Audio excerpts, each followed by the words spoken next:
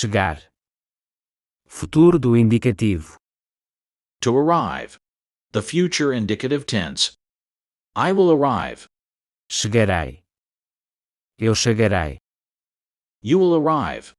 Chegarás. Tu chegarás. He will arrive. Chegará. Ele chegará. We will arrive. Chegaremos. Nós chegaremos. You will arrive. The you plural. Chegareis. Vós chegareis. They will arrive. Chegarão. Eles chegarão. To arrive. The future indicative tense. Chegarei. Chegarás. Chegará. Chegaremos. Chegareis. Chegarão. Using the verb to arrive in sentences in the future indicative tense. Chegarei. Eu chegarei. I will arrive at the train station at 8 a.m. Eu chegarei à estação de trem às 8 horas. Eu chegarei à estação de trem às 8 horas. Chegarás. Tu chegarás.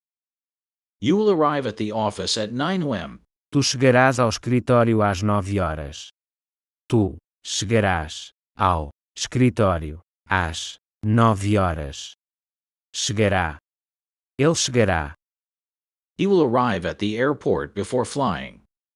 Ele chegará ao aeroporto antes de voar.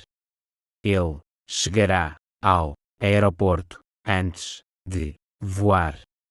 Chegaremos. Nós chegaremos. We will arrive at the beach in time for the sunset. Nós chegaremos à praia a tempo de pegar o pôr do sol. Nós chegaremos à praia a tempo de pegar o pôr do sol. Chegareis. Vós chegareis. You will arrive at the party at 10 p.m. The you plural. Vós chegareis à festa às 22 horas.